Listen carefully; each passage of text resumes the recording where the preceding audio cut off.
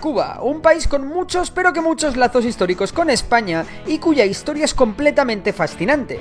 Vayámonos a finales del siglo XIX. En Cuba había comenzado un movimiento independentista que estaba liderado por José Martí contra la dominación española. Vamos, que los cubanos se habían hartado de los españoles y se lo querían montar por su cuenta. Recordemos que Cuba llevaba siendo española cerca de 400 años, y esto de la independencia no iba a ser tan fácil. Sin embargo, Estados Unidos metió las narices buscando hacerse con el control de la isla para iniciar una expansión colonial en América Latina. Para ello le declaró la guerra a España, se la ganó y de paso consiguió que Cuba fuese independiente, eso sí, bajo su estricta tutela.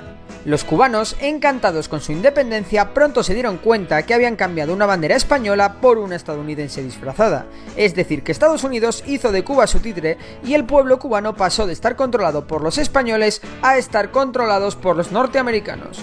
En 1917 la Revolución Rusa triunfa y las ideas socialistas se extienden como la pólvora por toda América Latina, especialmente entre el campesinado, y creedme, Cuba no era la excepción.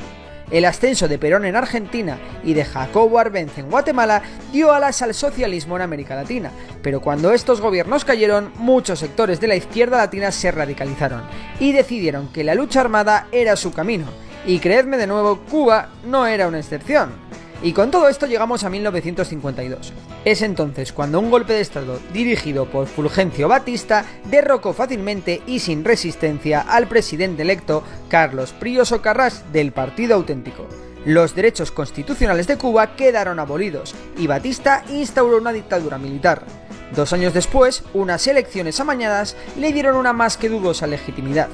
Y Batista, como buen dictador, hizo cosas de dictadores, es decir, enriquecerse a tope, enriquecer a los suyos y hacer que las diferencias entre ricos y pobres subiesen como la espuma. Ante tal situación, la sociedad cubana reaccionó. ¿Cómo? Pues con grandes protestas de estudiantes, de los sindicatos, de diferentes partidos políticos que fueron respondidas como se suelen responder estas cosas en las dictaduras, con más y más violencia. El 26 de julio de 1953, un grupo de jóvenes, liderados por Fidel Castro, trata de tomar un cuartel, pero fracasan y son apresados. Posteriormente serán llevados a prisión. Sin embargo, Batista, ante la creciente presión interna y externa, les indulta y Fidel sale de la cárcel en 1955, fundando pocos días después el Movimiento 26 de Julio, una organización cuyo fin era derrocar a Batista y con un profundo carácter antiimperialista. Fidel Castro se exilió a México y empezó a preparar desde allí su revolución que comenzará en 1956.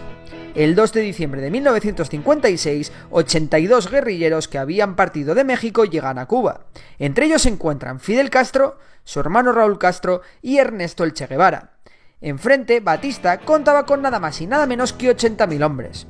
Una vez han desembarcado, los revolucionarios son perseguidos y dispersados llegando a Sierra Maestra, lugar donde establecerán su base. Tan solo son 20. Sin embargo, la guerrilla consigue más o menos organizarse y llevar a cabo alguna acción aislada. Pero todo cambiará a principios de 1957, cuando el New York Times, el periódico más leído de los Estados Unidos, publica una entrevista a Fidel Castro realizada en Sierra Maestra. El impacto es enorme, y los guerrilleros empiezan a generar muchas simpatías tanto dentro como fuera del país. De repente más y más hombres empiezan a unir a los revolucionarios. El 28 de mayo ocurre el combate del Úbero, primera acción abierta de la guerrilla del M-26 que es ganada por los revolucionarios. El 30 de julio de 1957, la policía de Batista mata a Frank París, un conocido activista revolucionario, lo que acaba de poner a la opinión pública cubana en contra del régimen. El 5 de septiembre se subleva la base naval de Cienfuegos con al menos 400 revolucionarios. Sin embargo, el gobierno aplasta el levantamiento y el líder de este, el alférez San Román, muere tras ser torturado. Todos estos hechos hacen que 1957 sea el año en que la guerrilla del movimiento 26M se extiende por toda Cuba. Los apenas 20 guerrilleros que componían el movimiento pronto se convirtieron en cientos. El 9 de abril de 1958, la guerrilla convoca una huelga general para medir su fuerza, pero esta es fácilmente sofocada por Batista. Fidel Castro entiende que aún no está listo para dar la estocada final. Esto le da alas a Batista, quien lleva a cabo una ofensiva contra la guerrilla en Sierra Maestra, pero después de importantes batallas, sus soldados tienen que retirarse, lo que da alas a la guerrilla que controla ya grandes zonas de la Cuba más rural. Es entonces cuando los guerrilleros vuelven a pasar a la ofensiva. El Che Guevara y Camilo Cienfuegos son enviados al centro del país para dividir la isla en dos y preparar el ataque a la estratégica ciudad de Santa Clara, llave del camino a La Habana, mientras que Fidel y Raúl Castro permanecerán en el oriente para controlar la región y atacar finalmente Santiago de Cuba. Para finales de octubre, la mayoría de las principales ciudades del país están prácticamente cercadas. En diciembre, después de un intento fallido de contraataque por parte de Batista, las columnas del Che y de Camilo Cienfuegos atacan Santa Clara. El 31 de diciembre, cuando las tropas rebeldes tomaron el tren blindado que el gobierno había enviado para fortificar la ciudad, Batista decidió huir hacia Santo Domingo. El 1 de enero, Fidel Castro entraba triunfante en La Habana, declarando la capital provisional de Cuba y proclamando a Manuel Urrutia Lleó como presidente de la nación. Fidel Castro permanecería como comandante en jefe de las Fuerzas Armadas, aunque acabará siendo nombrado primer ministro con casi plenos poderes, convirtiéndose de facto en un dictador. Estados Unidos reconoció el nuevo gobierno, y todos fueron felices y comieron perdices. Genial, ¿no? Pues no. Los revolucionarios pronto purgaron las instituciones y fusilaron al menos 550 colaboracionistas del régimen de Batista. Sin embargo, pronto surgieron muchas tensiones entre los propios revolucionarios. ¿Por qué?